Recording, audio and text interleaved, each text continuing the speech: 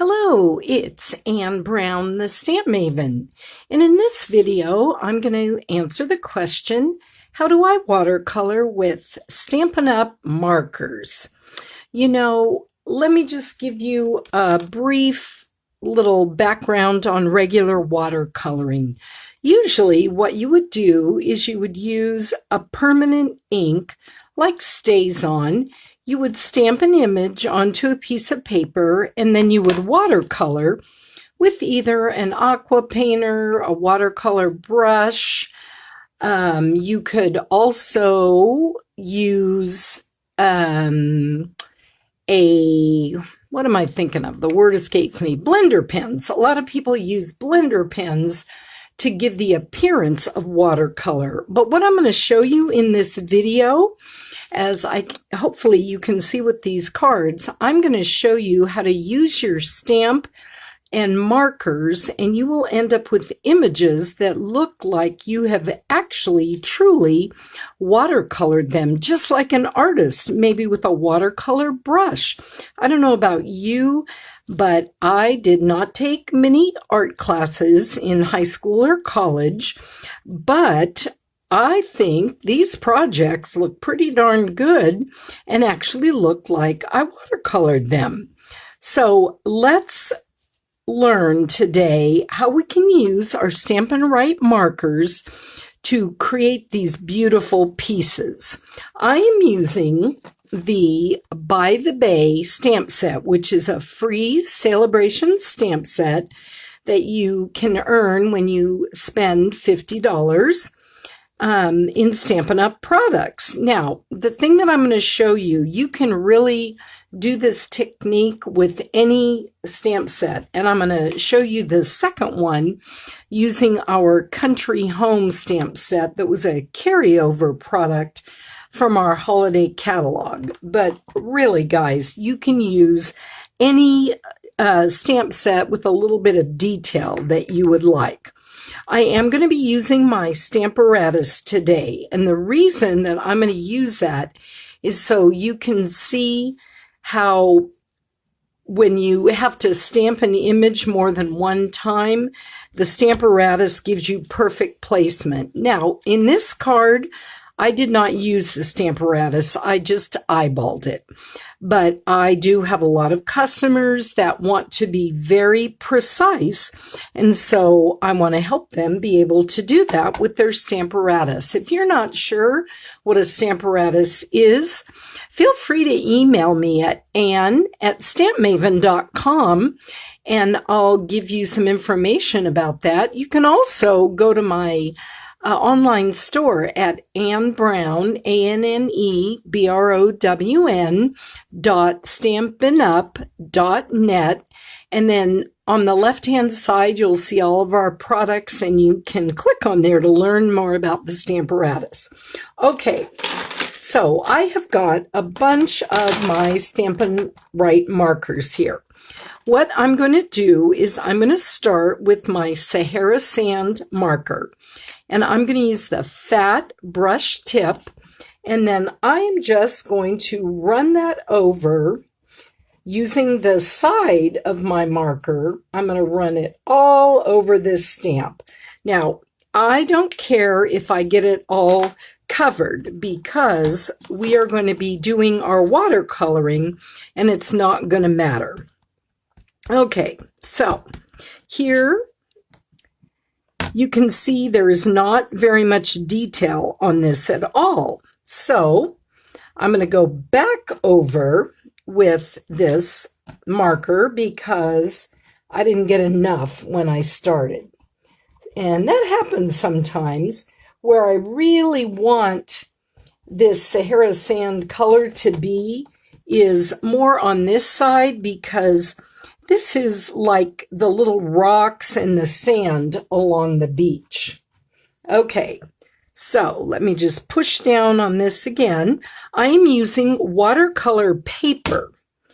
And when you use this technique, and really any watercoloring, you do want to use watercolor paper or this is our shimmer white cardstock. I don't know if you can see the shimmer on here.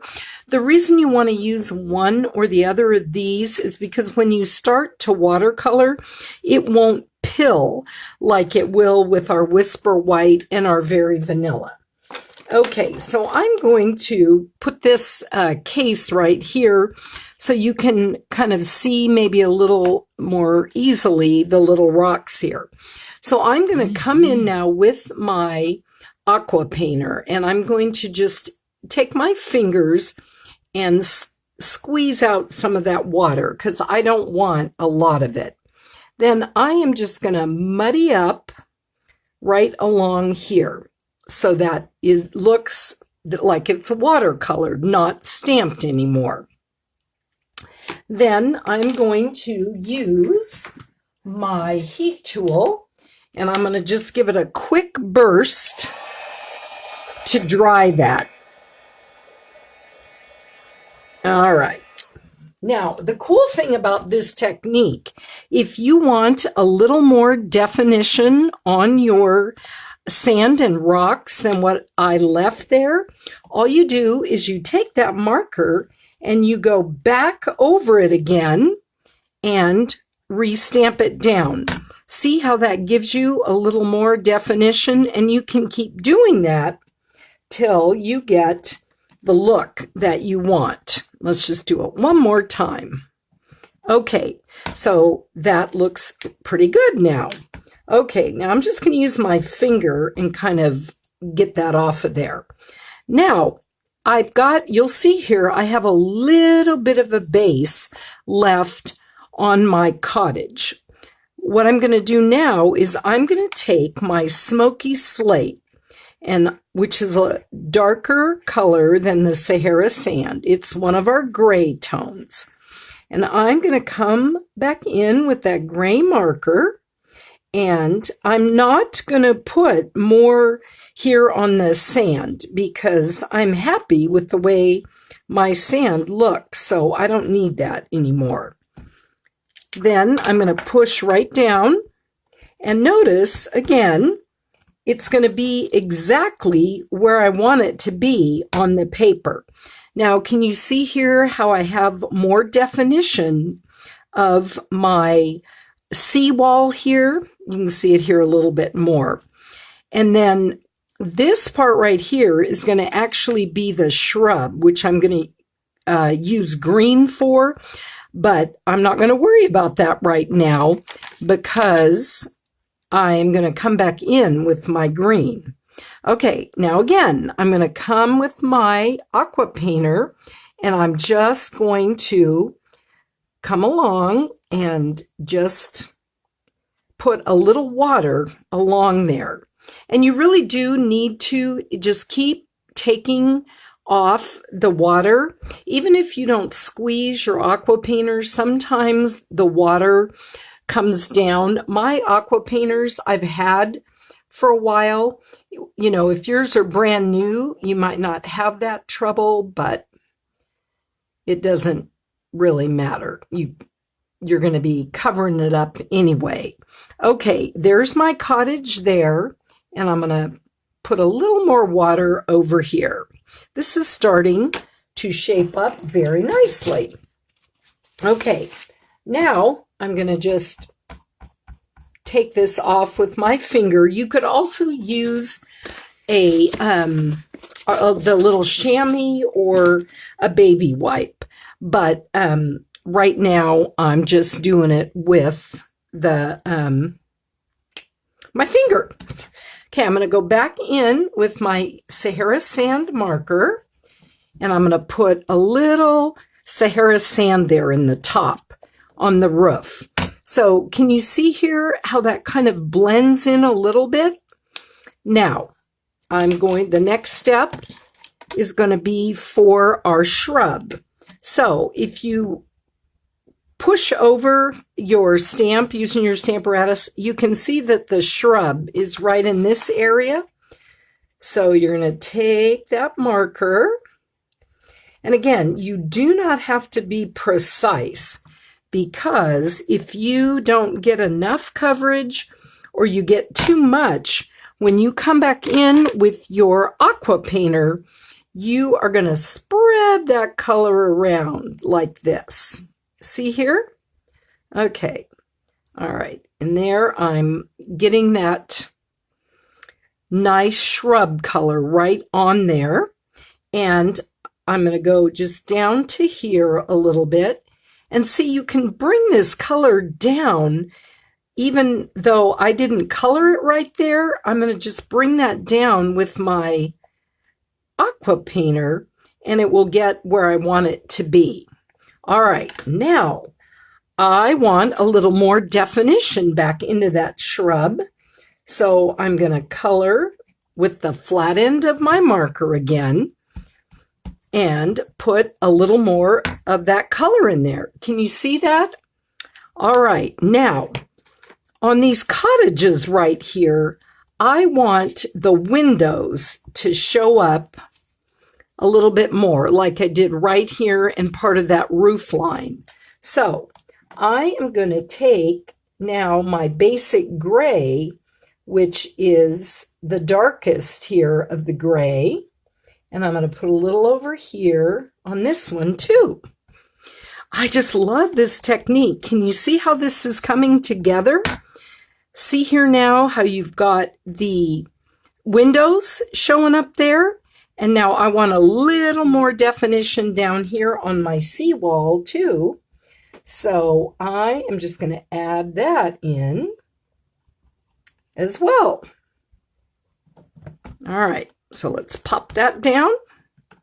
And see here now, let me lift this up, because when I use my Stamparatus, I always do it in the corner. That way, even if I lift it up, when I put it back down, the stamp will be just where I want it to be. So can you see here how this neat definition and the watercolor look is coming there? Now, what I would like to do up here is I want to have some sky. I don't want my cottage and everything just hanging out there in the wind. So let me show you this trick. This is a balmy blue marker, and what I'm going to do is just scribble onto a clear block.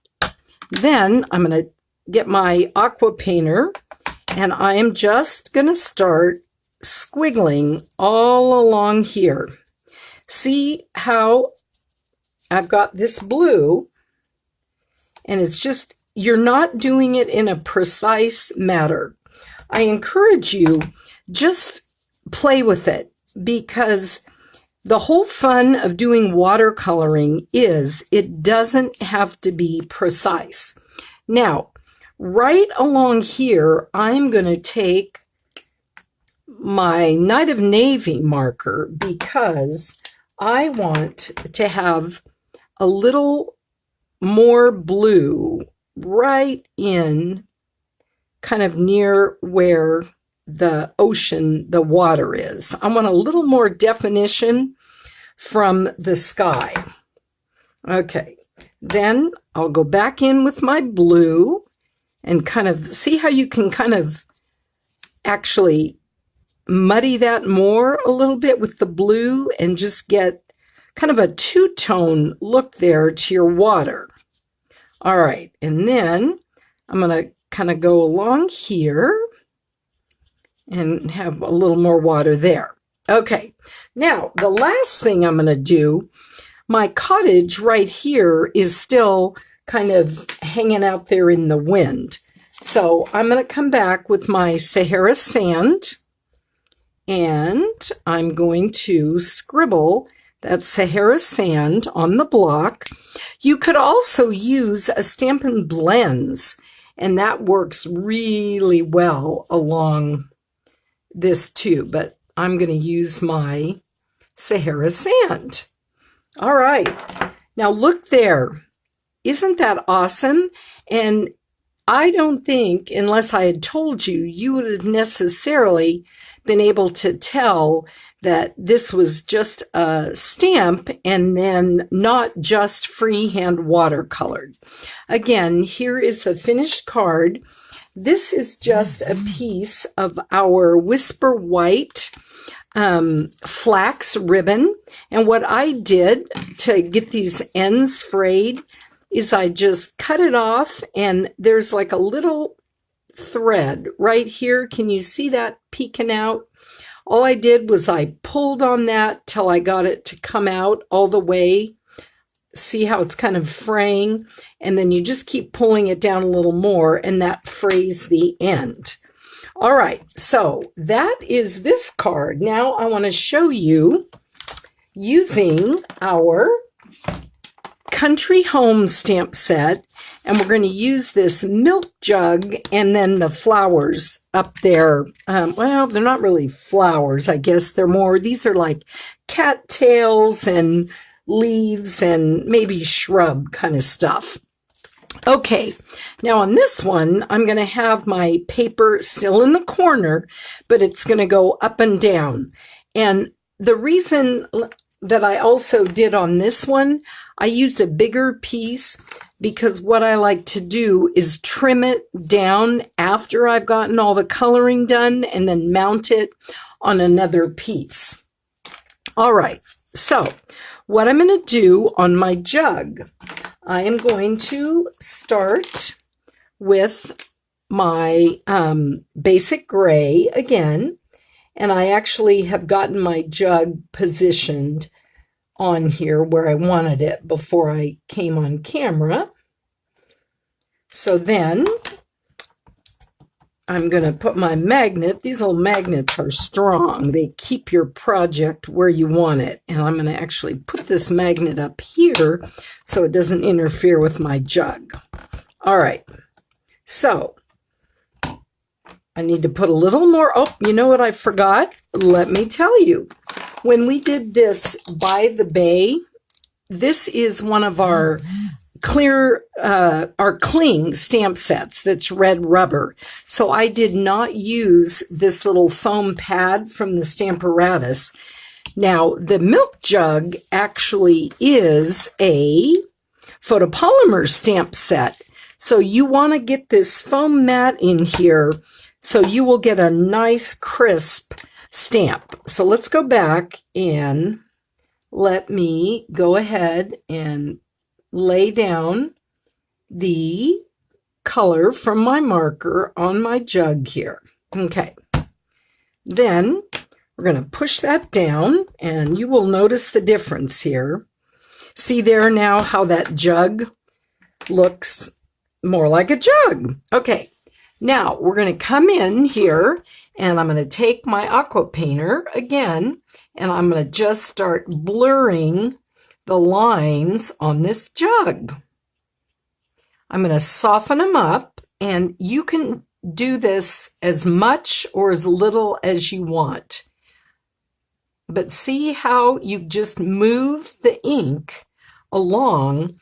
And the cool thing is, when you use this technique, you can do shadowing. So I want this milk jug, like I did on this one, to have more of a shadow. So I'm going to take some of this ink that I just pulled off of here, and I'm going to go around the jug a little bit. And then I'm going to pull it out just a touch, and you can see that I've got, it's lighter here in the middle, and then it's darker here at the bottom, giving that more of a definition. Now I'm going to take that same marker, and I'm going to lay down a little color on my block. I'm going to squeeze this time because I want more water on here. The more water you put into your color, the lighter it will be. And I've got a little bit of blue left on my block from our other project, and that doesn't bother me a bit. I am just wanting to put sort of a bottom by that jug so it doesn't look like that jug is just hanging there by itself, just in the air. All right, so the next part now we're going to do is we're going to do our little greenery foliage. It's not really green on top. So what I'm going to do is I'm going to put down this stamp on top for my placement. Then I'm going to just press that down, and now I've got the shrub flower kind of thing where I want. Okay, I had some ink left on this. Don't worry, it's not going to matter at all. Now, here is where the fun starts. I'm going to just start coloring on this stamp. And there, you don't have to be precise. Again, I'm using crushed curry on the little sprigs here. Then I'm going to use soft suede on these little cattail looking guys. Then on the bottom here, I'm going to use some pumpkin pie right here. Then I'm going to use my Cajun marker over here. And I think that will be good for now. All right, now here we go. We're going to just put down our Stamparatus on here. And look, we've got these flower images. They're not, I keep calling them flowers. They're not flowers, but they're more like shrubs or, I don't know. I'm kind of at a loss for words. So, you know, we're just going to have to deal with that. Okay, so see here how I'm mudding this up? Now I'm going to go back up here on these yellow ones. Then I'm going to just, I'm not going to do it as much on these cattails because I kind of want them to be a little more defined. Okay, now here is the cool thing. If you want some more definition, like I showed you on the other one when we did the little cottage, you can just go back in. This really is cool because it's like when you really are an artist and you're doing watercoloring, you take your palette of colors and you go back in sometimes and change it a little bit how you want it. You can layer colors here. I just use the daffodil and the soft suede on that cattail. So then you just go back in and look. Now you've got your water here. Your water jug, your milk jug. Sorry, the water one. There is a water pail in that stamp set. And I've added a little more definition, but I've left these kind of muddy. Here is our original sample, and then all I did to finish it, I stamped hello from the same stamp set here, and then I just took a piece of our burlap ribbon and a couple of pearls. I want to hold this up so maybe you can see right here. I ran this daffodil layer through my Big Shot, and I used the subtle embossing folder, and then I took ink. After I ran it through the first time, I went back in and, let me get the embossing folder. What I did is I took ink, and I took my ink pad, and I just swiped it across on this part. Then I put this yellow piece right back in here. I ran it through my Big Shot. Remember, you always want to have the open end going through the Big Shot first, because if you put the hinge part through first, you'll put more pressure on that and it's likely to break. So then when I pulled it out, you can see this little color on the layer here, the daffodil layer, and it makes it look more distressed. So that is the answer to the question, how do I watercolor using my Stampin' Up, Stampin' Right markers? And I hope you learned something with this technique. I'll be back soon with some more techniques. And if you have any questions about this, feel free, again, to email me at Anne, A-N-N-E, at Stampmaven, Stampmaven.com. And you can also visit my blog, Stampmaven.com. And I have lots of projects on there with tips as well. We all have a wonderful day, and I'll see you again real soon. Oh, one thing, if you like this YouTube video, just hit the like button at the bottom and feel free to subscribe to my channel because I have new videos all the time. Okay, take care now.